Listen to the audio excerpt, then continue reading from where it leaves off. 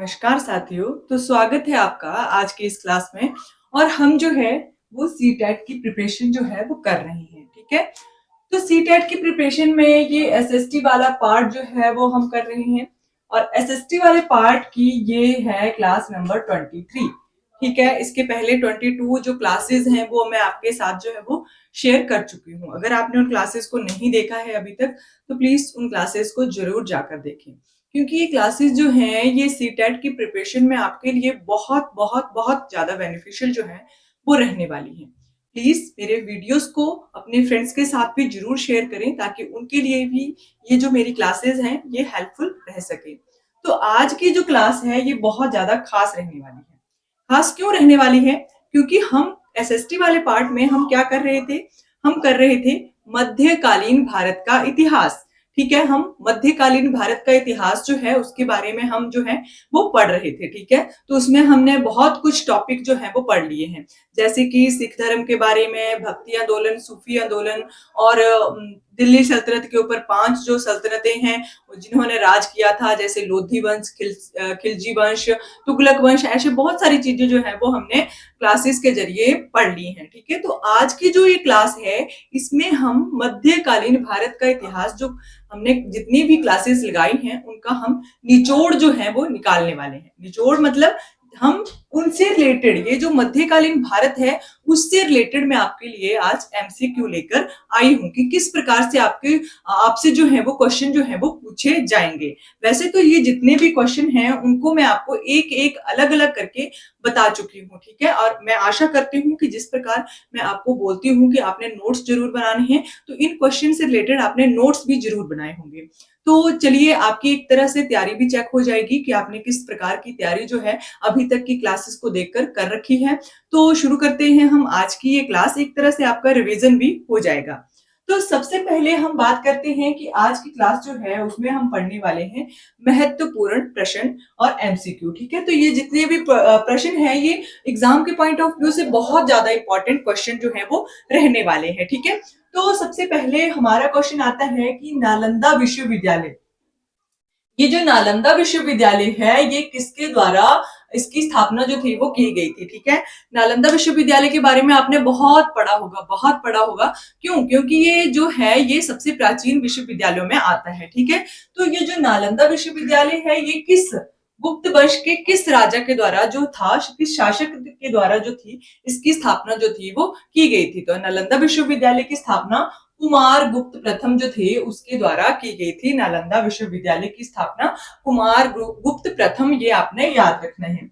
आगे आता है कि बाबर ने पानीपत की जो प्रथम युद्ध लड़ा था वो बाबर ने किसके साथ लड़ा था। ठीक है, तो आपको पता होना चाहिए। पानीपत की मैं आपको बता चुकी हूँ, ये जो युद्ध होते हैं या लड़ाइयां होती हैं ये बहुत ज्यादा इंपॉर्टेंट होती हैं। इनको आपने जरूर याद रखना है क्योंकि इन लड़ाइयों युद्धों से एक ना एक क्वेश्चन जो तो जरूर एग्जाम में आता है। ठीक है, मैक्सिमम कई बार तो 2 से 3 क्वेश्चन भी एग्जाम में देखने को मिलते हैं युद्धों से या लड़ाइयों से रिलेटेड। ठीक है, तो आज का जो ये क्वेश्चन है ये है कि पानीपत का पहला युद्ध जो था, ठीक है, ये किसके और किसके बीच में हुआ था। तो सब एक बात तो हमें पता चल गई कि एक तरफ तो बाबर था लेकिन दूसरी तरफ कौन था इस लड़ाई में, और ये लड़ाई कब हुई थी। ठीक है, तो ये जो पानीपत का पहला युद्ध है ये 21 अप्रैल 1526 को बाबर और इब्राहिम लोधी दोनों के बीच में लड़ा गया था। ठीक है, इसी युद्ध के बाद जो था वो बाबर ने भारत में जो मुगल वंश था उसकी स्थापना की थी। ठीक है, इब्राहिम लोधी को हराकर जो लोधी वंश था उसको समाप्त करके भारत में जो था वो किस वंश की, मुगल वंश की स्थापना जो थी वो की थी। तो यहाँ से हमारे 2 से 3 क्वेश्चन बन जाते हैं। एक तो ये क्वेश्चन अगर आ जाता है एग्जाम में कि पानीपत का जो पहला युद्ध था या पहली लड़ाई थी वो कब हुई थी, तो 21 अप्रैल 1526 में। दूसरा क्वेश्चन ये बन जाता है कि किसके और किसके बीच में हुई थी पानीपत की जो पहली लड़ाई थी, ये हुई थी बाबर और इब्राहिम लोदी के बीच में। और तीसरा क्वेश्चन हमारा ये बन जाता है कि इस किस लड़ाई के बाद जो था वो बाबर ने भारत में मुगल वंश की जो नींव रखी थी वो रखी थी। ठीक है, तो ये युद्ध था पानीपत की प्रथम लड़ाई। इब्राहिम लोदी को पराजित करके मुगल वंश की जो नींव थी वो बाबर ने भारत में रखी थी। ठीक है, तो एक ही क्वेश्चन से हमारे 3 से 4 क्वेश्चन जो है वो प्रिपेयर हो जाते हैं। एग्जामिनर जो है वो आपसे किसी भी तरह से क्वेश्चन जो है वो पूछ सकते हैं, ठीक है। आगे आता है कि मराठा मंत्री परिषद के प्रधान को क्या कहा जाता था। ये तो हमने अभी 2 से 3 क्लासेस छोड़कर पीछे ही हमने ये जो टॉपिक है इसके बारे में पढ़ा था। तो मराठा मराठा कौन थे? जैसे छत्रपति शिवाजी थे, संभाजी महाराज थे, शाहू जी थे और राजा राम थे। ये सभी जो थे ये मराठा थे, ठीक है। तो मराठा जो मंत्री परिषद होता था, इसके प्रधान को क्या कहा जाता था? एक तरह से मराठा का मंत्री परिषद जो था उसके प्रधान को क्या कहा जाता था? उसके प्रधानमंत्री को पेशवा कहा जाता था, ठीक है। तो आपने पढ़ा भी होगा, जो शाहू जी थे, संभाजी के पुत्र, उनके बाद जो था वो पहला पेशवा जो था वो नियुक्त कर दिया गया था और मराठा साम्राज्य को जो था वो पेशवाओं के हवाले जो था वो कर दिया था। तो पहला जो पेशवा था वो विश्वनाथ बालाजी था, ठीक है। विश्वनाथ बालाजी जो था वो शाहू का पहला जो था वो पेशवा बना था, ठीक है। पहला पेशवा उसको नियुक्त किया गया था। तो ये भी आपने याद रखना है। तो मराठा मंत्री परिषद के प्रधानमंत्री को क्या कहा जाता है? पेशवा कहा जाता है। आगे आता है कि इस्लाम धर्म की जो स्थापना थी ये कब हुई थी? तो इस्लाम धर्म की स्थापना जो थी वो 7वीं शताब्दी में हुई थी, ठीक है। ये आपने जरूर याद रखना है क्योंकि बहुत बार एग्जाम में ये क्वेश्चन जो है वो पूछा जाता है। इस्लाम धर्म की स्थापना कब हुई थी? 7वीं शताब्दी में। आगे आता है सूरदास की प्रसिद्ध रचना जो थी उसका नाम बताओ।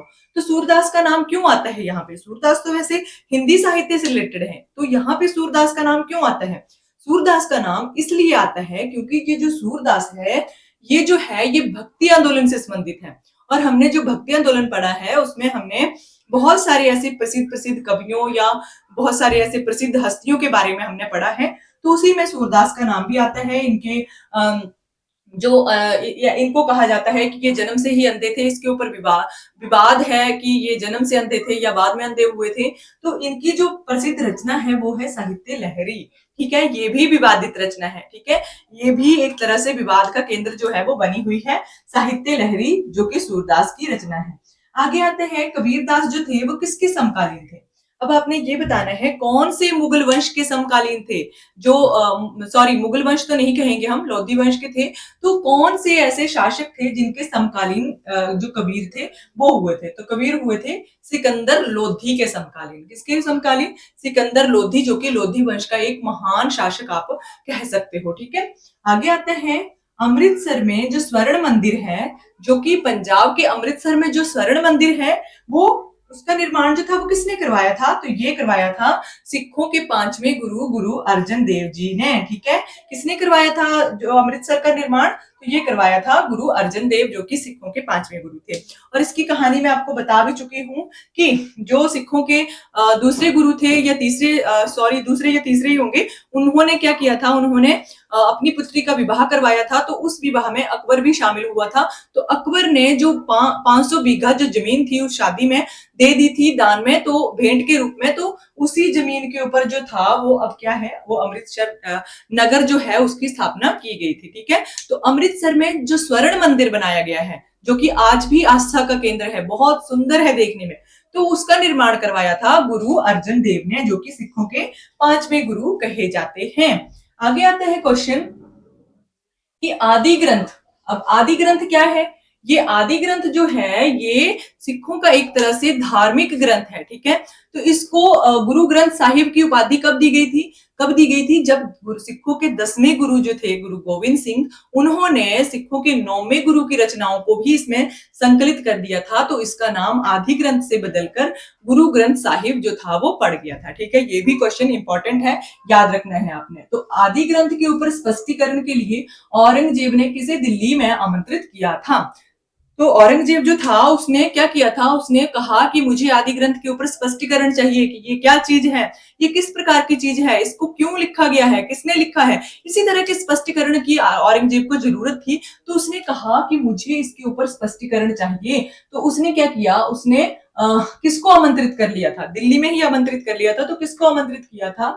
गुरु हर राय को, ठीक है। गुरु हर राय को, जो कि सिखों के 7वें गुरु थे, उनको आमंत्रित किया था औरंगजेब ने।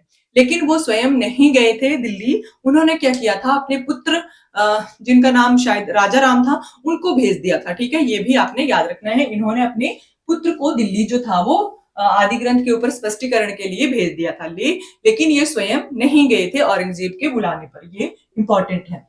आगे आता है कि रामायण का अनुवाद जो है वो किसने फारसी में किया था। ये इंपॉर्टेंट क्वेश्चन है। ये हमने पढ़ा था, कहाँ पढ़ा था, मुगल वंश जब हम पढ़ रहे थे उसमें हमने ये क्वेश्चन पढ़ा था, और मैंने आपको कहा भी था कि ये क्वेश्चन बहुत इंपॉर्टेंट है, आपने नोट करके जरूर रखना है। तो ये क्वेश्चन है कि रामायण का अनुवाद जो था वो किसने फारसी में करवाया था, तो ये करवाया था बदायूनी ने। ठीक है, बदायूनी जो था उसके द्वारा फारसी भाषा में रामायण का अनुवाद जो था वो किया गया था। ये किसने करवाया था, ये भी आपसे क्वेश्चन पूछा जा सकता है। तो अकबर के द्वारा जो था वो रामायण का अनुवाद जो था वो फारसी भाषा में करवाया गया था। जो अकबर था उसका बहुत ज्यादा, वो मतलब सभी धर्मों को एक तरह से बहुत ज्यादा इंपॉर्टेंस देता था। जो अकबर था वो चाहता था कि सभी धर्म जो है वो आपस में मिलजुल कर रहें। उसने क्या किया था, उसने जितने भी हिंदू ग्रंथ थे उनका जो था वो फारसी में अनुवाद जो था वो करवाया था। कई ग्रंथों का तो नाम भी चेंज कर दिया गया था फारसी भाषा में अनुवाद करने के बाद, लेकिन ये जो है ये इसका नाम रामायण ही रहा था, और इसकी जो अनुवाद किया था फारसी भाषा में वो बदायूनी ने किया था। ठीक है, ये भी आपने याद रखना है। आगे आता है फतेहपुर सीकरी।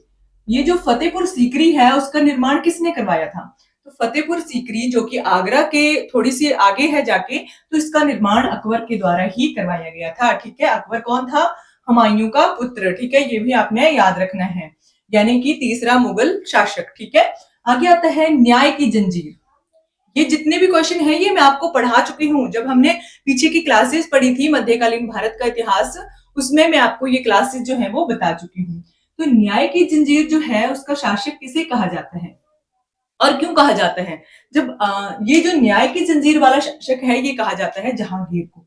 किसको कहा जाता है, जहांगीर को। और क्यों कहा जाता है, जहांगीर जो था उसने आगरा के किले के कुछ ही दूर जाके घंटियां, बहुत सारी घंटियां लगवाई थी। ठीक है, तो उसमें स्वर्ण की जंजीर लगवाई थी, उन घंटियों को बजाने के लिए स्वर्ण की जंजीर लगाई थी, इसलिए इसको न्याय की जंजीर वाला शासक भी कहा जाता है। ठीक है, तो ये आपने याद रखना है। आगे आता है तूतीय हिंद। तूतीय हिंद जो है वो किसे कहा जाता है, और ये बहुत बहुत बहुत इंपॉर्टेंट क्वेश्चन है। तो तूतीय हिंद कहा जाता है अमीर खुसरो को।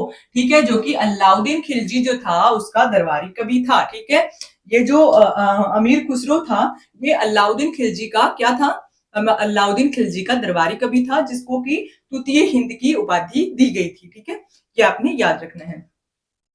आगे है अमीर खुसरो के द्वारा बहुत सारी पहेलियां, मुकरियां जो भी कही जाती हैं उनकी रचना जो थी वो अमीर खुसरो के द्वारा की गई थी। हिंदी साहित्य में अमीर खुसरो का बहुत बहुत बहुत ज्यादा योगदान है। ठीक है, आगे आते हैं गुलामों का गुलाम। अब हमने पढ़ लिया कि न्याय के जंजीर वाला शासक किसे कहा जाता है। अब हमसे यहाँ पे क्वेश्चन पूछा गया है कि गुलामों का गुलाम जो है वो किस शासक को कहा जाता है। तो गुलामों का गुलाम जो है वो कौन से शासक को कहा जाता है, वो कहा जाता है इल्तुतमिश को। इल्तुतमिश कौन था, इल्तुतमिश जो था वो कुतुबुद्दीन ऐकब का उत्तराधिकारी था। ठीक है, गुलाम वंश जो था उसका, उसमें कुतुबुद्दीन ऐकब जो था उसका उत्तराधिकारी जो था वो इल्तुतमिश था। जब कुतुबुद्दीन ऐकब के द्वारा जो कुतुब मीनार का निर्माण जो था वो करवा दिया गया था, तो उस कार्य को पूरा किसने किया था, कुतुब मीनार बनाने वाले कार्य को किसने पूरा किया था, वो किया था इल्तुतमिश ने। ये भी आपने याद रखना है, इल्तुतमिश से रिलेटेड मोस्ट इंपॉर्टेंट फैक्ट है। आगे आते हैं रजिया किसकी पुत्री थी। अब रजिया के बारे में हमने पढ़ा है कि रजिया जो थी ये एकमात्र मुस्लिम शासिका थी जो कि दिल्ली की सल्तनत के ऊपर इसने राज किया था। ठीक है, तो दिल्ली की सल्तनत के ऊपर सल्तनत की राजगद्दी के ऊपर बैठने वाली ये पहली और अंतिम मुस्लिम शासिका थी। तो ये किसकी पुत्री थी, ये थी इल्तुतमिश की पुत्री। और इसने दिल्ली के सिंहासन पर ये कब बैठी थी, ये बैठी थी 1236 से लेकर 1240 तक। तो ये भी क्वेश्चन इंपॉर्टेंट है, 2 से 3 क्वेश्चन हमारे यहाँ से बन जाते हैं कि इल्तुतमिश की रजिया पुत्री थी और ये पहली और अंतिम मुस्लिम शासिका थी, और ये इसका जो दिल्ली के सिंहासन पर ये बैठी थी 1236 से लेकर 1240 तक। आगे क्वेश्चन आता है हमारा, ये जो तख्ते ताउस है, तख्ते ताउस म्यूर सिंहासन किसने बनवाया था और फिर इसको लूट कर कौन अपने साथ ले गया था।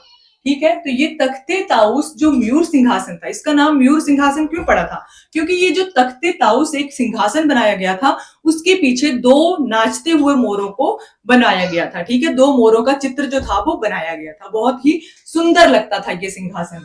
तो ये सिंहासन जो था ये किसके द्वारा बनवाया गया था, ये शाहजहां ने बनवाया था। ठीक है, कौन से शासक ने? शाहजहां ने तख्ते ताउस जो है मयूर सिंहासन, उसका निर्माण जो था वो करवाया था। और नादिर शाह कौन था? ईरान का शासक। नादिर शाह ईरान का शासक जो था वो इसको लूटकर अपने साथ ले गया था। ठीक है, ये इंपॉर्टेंट है। आगे आता है शिवाजी के मंत्रिमंडल को क्या कहा जाता था? सॉरी, यहाँ पे होगा कि शिवाजी के मंत्रिमंडल को क्या कहा जाता था। हाँ, ऐसे ही होगा ये क्वेश्चन। तो शिवाजी के मंत्रिमंडल को अष्टप्रधान जो था वो कहा जाता था। क्यों कहा जाता था? क्योंकि शिवाजी के मंत्रिमंडल में 8 जो मंत्री हैं वो होते थे। ठीक है, 8 मंत्री होते थे। इसी के लिए उसको उसके मंत्रिमंडल को अष्टप्रधान जो था वो कहा जाता था। इसी प्रकार से अकबर के जो 9 मंत्री होते थे, एक तरह से आप स्पेशल मंत्री कह सकते हो या मंत्रिमंडल कह सकते हो। तो जो अकबर का मंत्रिमंडल था उसमें 9 मंत्री थे जिनको 9 रत्न कहा जाता था। अब शिवाजी जो मराठा था उसके मंत्रिमंडल में 8 मंत्री होते थे, प्रमुख मंत्री, तो जिनको अष्टप्रधान जो था वो उसकी उपाधि दी गई थी। आगे आता है कि ग्रैंड ट्रंक रोड, ये है ग्रैंड ट्रंक रोड, इसका निर्माण किसके द्वारा करवाया गया था? तो शेरशाह सूरी जो था इसके द्वारा जो था ग्रैंड ट्रंक का निर्माण जो था वो करवाया गया था। ठीक है, ये आपने याद रखना है। आगे आता है सूफियों का मठ क्या कहलाता था? ये हमने सूफी आंदोलन पढ़ा था तो उसमें मैंने आपको बताया था, ये इंपॉर्टेंट है। तो सूफियों का मठ जो है उसको खानकाह कहा जाता है। क्या कहा जाता है? खानकाह कहा जाता है। ये आपने याद रखना है। आगे है कि अकबरनामा, अब ये इंपॉर्टेंट है, मैं आपको बता चुकी हूँ। 2 से 3 ग्रंथ हैं जिनके रचयिता आपको पता होने चाहिए, जैसे है बाबरनामा, हुमायूंनामा, अकबरनामा। ये सारे ग्रंथ जो हैं या शाहजहां नामा भी है एक, तो किसके द्वारा इसकी रचना जो थी वो की गई थी? तो अकबरनामा की रचना जो थी वो अबू फजल के द्वारा की गई थी, जो कि अकबर के दरबार का एक प्रसिद्ध कवि था। ठीक है, तो उसके द्वारा अकबरनामा की रचना जो थी वो की गई थी। आगे आता है मुगल वंश, मुगल वंश की नींव किसने रखी थी? अब ये क्वेश्चन मैं आपको बता भी चुकी हूँ।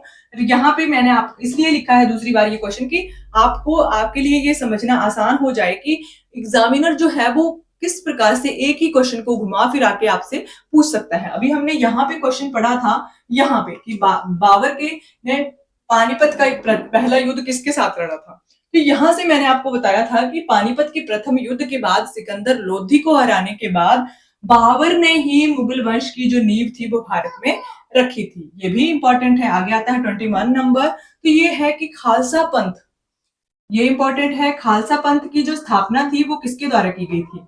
तो खालसा पंथ की स्थापना जो थी वो सिखों के 10वें गुरु गुरु गोविंद सिंह जी के द्वारा खालसा पंथ की स्थापना जो थी वो की गई थी। और ये जो गुरु थे गुरु गोविंद सिंह, इन्होंने क्या किया था? इन्होंने जो पुरुष थे उनको अपने नाम के साथ सिंह, और जो युवतियां थी या स्त्रियां थी उनको उनको अपने नाम के साथ कौर लगाने की जो एक उपाधि थी एक तरह से वो दे दी थी। ठीक है, तो अपने नाम के साथ जो पुरुष होंगे वो सिंह लगाएंगे और जो युवतियां या स्त्रियां होंगी वो अपने नाम के साथ पीछे कौर लगाएंगी। ठीक है, तो ये भी क्वेश्चन इंपॉर्टेंट है गुरु गोविंद सिंह के बारे में। ये सिखों के 10वें गुरु थे।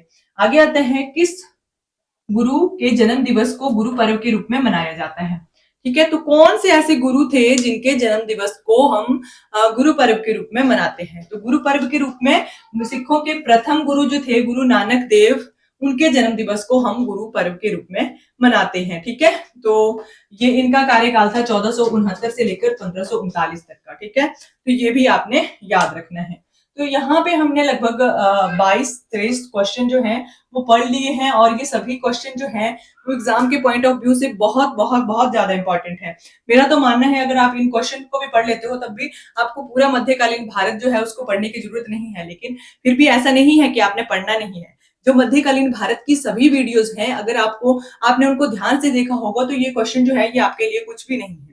ठीक है, क्यों नहीं है? क्योंकि मध्यकालीन भारत का जो इतिहास मैंने आपको पढ़ाया है पिछली क्लासेस में, उनमें मैंने आपको एक एक चीज जो है वो नोट करवाई है। ठीक है, मैं आपको हर क्लास में कहती थी कि आप प्लीज कॉपी और पेन लेकर जरूर बैठें और इन सभी क्वेश्चंस को नोट करके रख लें। ठीक है, तो ये क्वेश्चन थे हमारे मध्यकालीन भारत के इतिहास के बारे में। तो यहाँ से हमारा मध्यकालीन भारत का इतिहास जो है वो समाप्त हो जाता है। अगली क्लास में हम पढ़ेंगे आधुनिक भारत का इतिहास, क्योंकि हमने जो प्राचीन भारत का इतिहास है उसको भी पढ़ लिया, मध्यकालीन भारत का इतिहास भी पढ़ लिया। अब हम चलते हैं जो आधुनिक भारत का इतिहास है उसके ऊपर। ठीक है, तो ये शुरू होता है लगभग इसका कार्यकाल तो मैं आपको अगली क्लास में बताऊंगी, ठीक है। तो ये जो क्लास है ये आपने जरूर अटेंड करनी है और अपने दोस्तों के साथ भी जरूर शेयर करनी है। अगर आप चैनल पर नए आते हो तब भी मेरे चैनल को जरूर सब्सक्राइब करना है और लाइक जरूर करना है वीडियोस को। अगर आपको अच्छी लगती है क्लासेस तो भी लाइक करें, और अगर आप मेरे को कुछ सजेशन देना चाहते हो तो आप मेरे को कमेंट करके जरूर बताएं। Thank you for watching.